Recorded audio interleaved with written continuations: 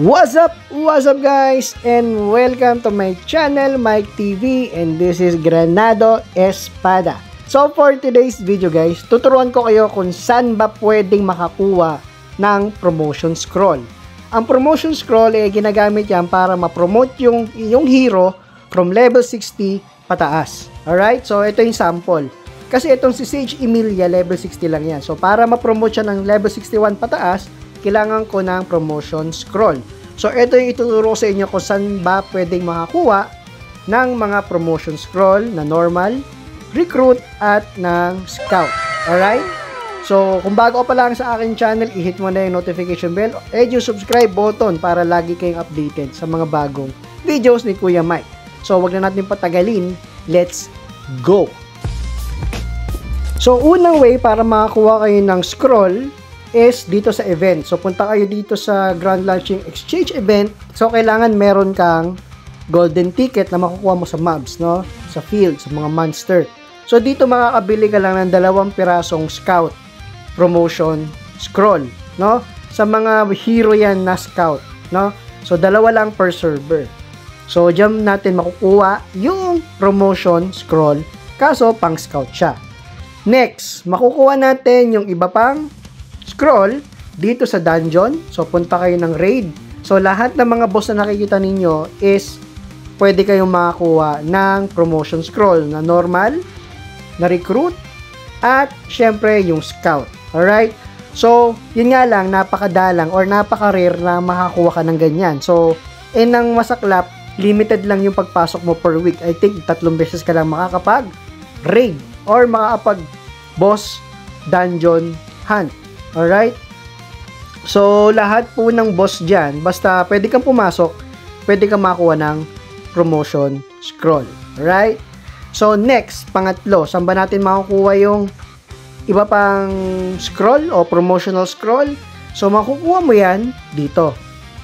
So, punta kayo ng map, yan, i-click mo yung global, then hanapin mo yung pinakaunang town. Ayan, Cité de Reboldox. Reboldox. Ang hirap lang mabasahin yan. Cité de Reboldox. So, punta kayo ng shipping district. Yan. So, kapag nandito na kayo sa shopping district, shipping tuloy, punta kayo sa exchange shop. Alright? So, pwede kayo makabili dyan. So, click mo yan, then scroll mo pababa. Yan. So, pwede ka makabili ng mga scroll na yan using faction coin. No? Ang faction coin, makukuha mo yan sa faction mo. Alright? Kung ano mang guild na sinalihan mo, kailangan level 3 pataas. No?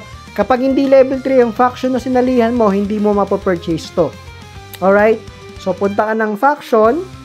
So, kailangan level 3 pataas. Yan. So, makukuha mo yan kapag nagdo-donate ka. No? Makakuha ka ng faction coin.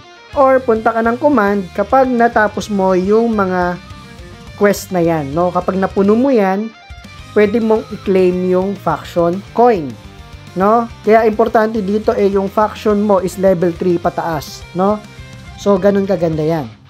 So, kung wala ka pang faction, maghanap ka na ng level 3 pataas. So, sa faction coin, pwede ka makapag-purchase ng promotion scroll, no? So, dahil nga 9,000 pa lang yung faction coin ko, hindi pa ako makakapag-purchase.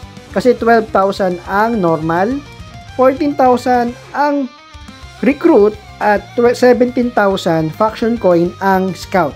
Yan. So, kung wala ka pang faction coin, meron naman dito isa pang trade. So, i-click mo yung parang barko na yan. So, pwede ka naman makabili ng promotion scroll using silver coin. Ayan. Pwede ka makabili ng normal promotion scroll, recruit promotion scroll, at scout promotion scroll. Alright? So, mabibili mo yan using silver coin. So, saan naman pwedeng makakuha ng silver coin? So, makakuha ka ng silver coin kapag nagtitrade ka. Alright? Itong trade. So, click mo yan. May mga quest dyan. So, bawat quest dyan, merong requirement na mga tao or requirement na mga hero. So, depende kung ano yung requirement niya. No? So, kapag wala kang tao sa requirement, kunyari, dito sa renown, pag kinilik mo yan, wala akong mga hero na requirement. So, meron akong isa sa Renown. So, sa Reporter, wala. Sa Soldier, marami. So, kulang ako ng Reporter na hero. So, hindi ko makukuha yung quest na yan. Hindi katulad ng mga lower star, no? Hindi katulad ng mga lower star is pwede kong malagyan ng mga hero kasi madali lang naman, no? Kasi mas maraming star, mas mahirap yung requirement ng mga hero. So, yan. And ito yung mga makukuha mong mga item. So, kapag natapos mo yung trade na yan or yung quest na yan, makakakuha ka ng mga certain item. Swerte mo kapag nakakuha ka ng treasure na ganito, no? Treasure box. Kasi may mga epic tsaka mga rare equipment na kang pwedeng makuha dyan. So, kunwari, natapos mo yung mga quest na yan, meron ka makukuha mga certain item. So, yung certain item na yun, pwede mo siyang ibenta sa trade, no? So, saan ba yung trade? So, punta kayo ng city, i-click mo yung exchange shop. Alright? So, dyan mo pwedeng ibenta. Ay, sa trade pala, sorry. So, sa mga trade, yan yung mga item na nakukuha natin doon sa trading. Then, ibebenta mo siya. So, magbenta ka lang ng mga item na mas mataas yung profit or mas mataas kapag binenta mo siya. Magbebenta ka lang ng item kapag 100% pataas. So, yan. Binibenta natin yung item natin. Kasi, mataas siya sa 100%. So, pwede mo siyang ibenta, no? Kasi meron siyang 122%. Yan, 121%. And 114. Kapag mas mababa sa 100%, wag mo siyang ibebenta, no? Hintayin mo tumaas yung price niya. So, kapag binebenta mo yung mga item na yun, dyan sa trading, makakuha ka ng silver coin. So, yung silver coin na yan, pwede mong ipambili ng mga item sa exchange shop. So, bili tayo. Dahil nga meron na tayong silver coin, pwede tayong bumili ng scroll o promotion scroll. Ayan. Kasi meron ako isang hero, yan si Sage Emilia, level 60 siya. Hindi ko pa siya ma-promote kasi wala akong scout promotion scroll. So ngayon bibili tayo using silver coin, no? Ayan. Click mo yan, punta ka sa may trade. Ayan. Silver coin, punta tayo sa scout. So bili tayo. Confirm. Yung nakabili tayo.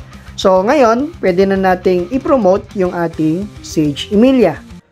So, para ma-promote siya, kailangan sagad yung experience niya, guys, ha? No, level 60, tapos sagad yung experience para mag-level 61 siya. Pero as of now, hindi ko muna gagamitin niya ang promotion scroll na yan. Kasi may gagamitin ko yan sa ibang hero. Kasi meron akong gustong kunin dito, si Jaina. Yan, kasi one of the best AOE skill niya kasi pang farm talaga siya, pang farm tsaka pang grind. So yan yung pag nakuha ko siya, sa kanya ko gagamitin yung promotion scroll na scout. Alright? So kung nagustuhan mo tong video na to, guys, at may natutunan ka, huwag mo na makalimutang i-like and mag-subscribe ka na rin kung hindi ka pa na-subscribe, at huwag mo kalimutang i-hit yung notification bell para lagi kang updated sa mga bagong videos ni Kuya Mike dito sa Granado Espada. So again, maraming salamat sa panonood. And kita-kits ulit tayo sa mga susunod nating video. Let's go!